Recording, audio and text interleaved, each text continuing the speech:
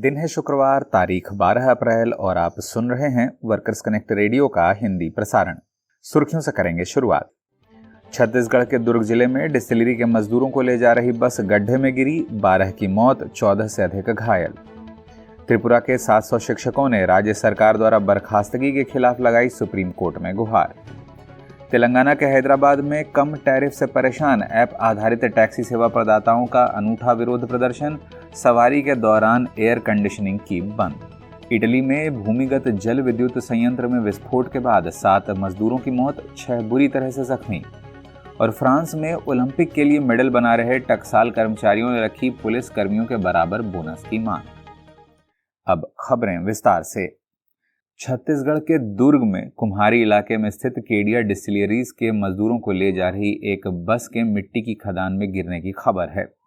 इस दुर्घटना में 12 से अधिक मजदूरों की मौत हो गई, जबकि 14 को गंभीर चोटें आई हैं। घटना रात करीब 8:30 बजे की है, जब कर्मचारी जनरल शिफ्ट के बाद घर लौट रहे थे। घायल मजदूरों का इलाज राजधानी रायपुर के अखिल भारतीय आयुर्विज्ञान संस्थान में चल रहा है। त्रिपुरा के 700 से अधिक स्नातक शिक्षकों ने साल 2017 और 2020 में राज्य सरकार द्वारा उन्हें जारी किए गए बर्खास्तगी आदेशों को चुनौती देते हुए सर्वोच्च अदालत का दरवाजा खटखटाया है।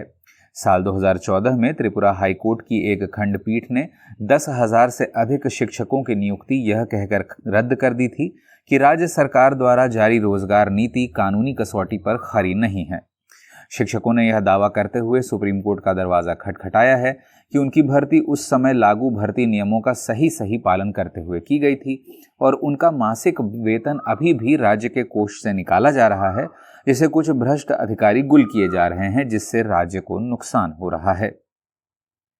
तेलंगाना में उबर और ओला जैसी ऐप आधारित कंपनियों के लिए टैक्सी चलाने वाले परिवहन कर्मचारी लंबे समय से अपने किराया दरों में संशोधन की मांग कर रहे हैं। हालांकि कंपनियों ने उनकी मांग पर अब तक कोई ध्यान नहीं दिया है। Telangana gig and platform workers union के तत्वावधान में अब टैक्सी चालकों ने विरोध करने का नया तरीका निकाला है, जिसके तहत वे सवारी के दौरान एयर कंडीशनिंग चालू नहीं कर रहे। गर्मियों में तापमान 42 डिग्री तक पहुंच जा रहा है और एयर कंडीशनर का उपयोग टैक्सी चालकों की जेब पर भारी पड़ रहा है। बताते चलें कि मौजूदा टैरिफ दरें 10 रुपये प्रति किलोमीटर से भी कम हैं। टैक्सी चालकों को उम्मीद है कि ग्राहकों के हस्तक्षेप से उन्हें कंपनियों के साथ बेहतर टैरिफ के लिए मोलभाव करने में मदद मिलेगी। करते हैं अंतर्राष्ट्रीय खबरों का रुख। पहली खबर इटली से है, जहां बोलोग्ना में एक जल विद्युत ऊर्जा इकाई यानी हाइड्रो इलेक्ट्रिक पावर यूनिट में विस्फोट के बाद राहत एवं बचाव कार्य के दौरान 130 फीट की गहराई से 2 और शव बरामद होने के बाद मरने वालों की संख्या बढ़कर 7 हो गई है। यह दुर्घटना टरबाइन में विस्फोट के कारण तब हुई जब एनएल ग्रीन पावर के बरगी संयंत्र में रखरखाव का काम चल रहा था। विस्फोट से 9 मंजिला भूमिगत ढांचे का एक हिस्सा तुरंत ढह गया, जिससे 3 श्रमिकों की मौके पर ही मौत हो गई और 6 अन्य गंभीर रूप से घायल हो गए, जबकि 4 लापता थे, जिनके शव अब बरामद किए गए हैं। हादसे के बाद से मामले की निष्पक्ष जांच की मांग को लेकर एनएल पावर के कर्मचारी हड़ताल पर हैं।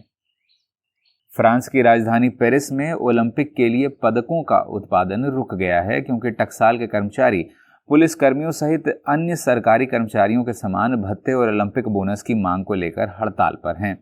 राज्य सरकार ने खेल के आयोजन के दौरान, जिसमें 10 मिलियन से अधिक आगंतुकों के देश में जुटने की उम्मीद है, राज्य कर्मचारियों को उनके अतिरिक्त काम के लिए 500 से 1500 यूरो के बीच बोनस की पेशकश की है। लगभग 5000 स्वर्ण, रजत और कांस्य पदकों में से प्रत्येक में आईफिल टावर से लिया गया लोहे का 18 ग्राम का एक षटकोण टुकड़ा भी लगेगा, जिसे लेकर आईफिल टावर के कर्मचारी पहले ही हड़ताल पर जा चुके हैं।